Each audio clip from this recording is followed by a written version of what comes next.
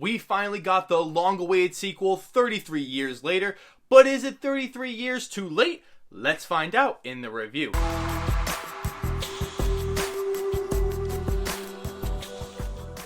Welcome back to my channel. This is Let's Be Real with Brad. I talk about movies, TV shows, and do all sorts of fun and exciting videos on the channel. If this is your first time here, hit that subscribe button and drop a like on this video as it would be gladly appreciated. Coming to America is a new 2021 comedy film that is a sequel to the classic 1988 film Coming to America. It is being released on Prime Video, who bought the distribution rights from Paramount for $125 million.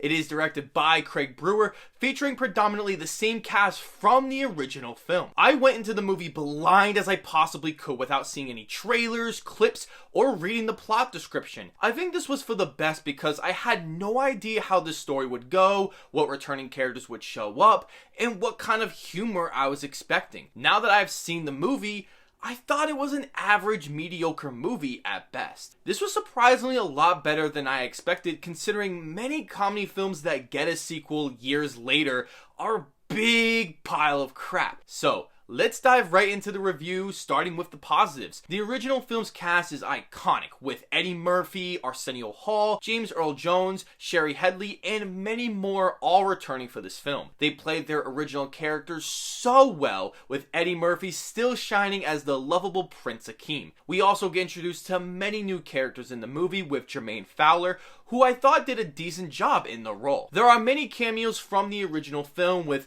people you expect and others you don't. The second is that the film is very different but similar to the original movie, which was a big sigh of relief. I felt as though the filmmakers really tried their best to make this an exciting and well-made sequel. Most of this movie was very unpredictable, an upgrade from the last film, feeling like you know the whole movie 45 minutes in. The basic premise of the story is pretty good and very creative that I actually enjoyed how it all came together, that I won't go any further because I want you to see it for yourself. The last positive is that the film was a lot funnier than I initially expected. I expected almost every joke to fall flat on its face, but there were a few witty laugh-out-loud jokes. It did make this film flow very fast in most of the film. The humor does have its issues that we will get to later in the review. So now, let's get into the negatives, starting with the writing. As much as I enjoy how different this film is from the original, feeling like it's something unique and different, the film has way too many characters in it, making the film at times feel all over the place. This causes many characters like Arsenio Hall and Shari Headley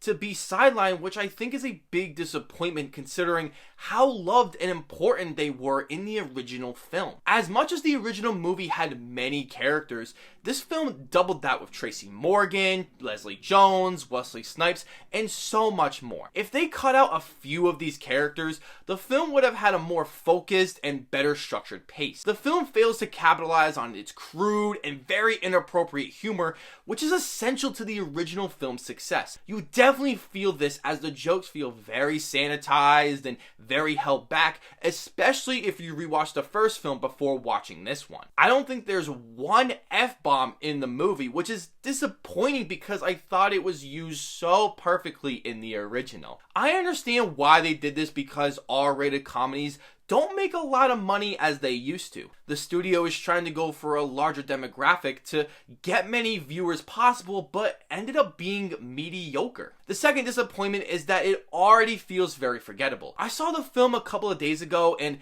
I'm already having a hard time remembering everything that had happened. It's disappointing when all the memorable moments are all rehashes from the first film. The film was trying to play it both ways of adding to the nostalgia crowd who just wants to see what happens to all the characters from the original movie, and then try to have its own story with new characters. This blend starts to fall apart halfway through the film that felt very underwhelming. I also thought that the film became very predictable and a bit too cheesy that followed many original beats from the first film, but I wish they did something slightly different. The last negative is that the film uses a ton of CGI that looked noticeably terrible. This became very distracting when one plot point involves a wild animal that looked incredibly fake. I don't think I would have cared that much if they were in the background to make the world of Zamunda come to life, but having a whole plot point around it doesn't work for me. Overall, I had a fun time watching this movie as it wasn't as bad as I thought it would be. It was great to see all the fantastic, memorable characters we all love and cherish from that classic movie. The film was entertaining in sections of the movie, but without the R rating and jumbled writing, the film feels like a sanitized, bombastic movie crammed from every different area, becoming a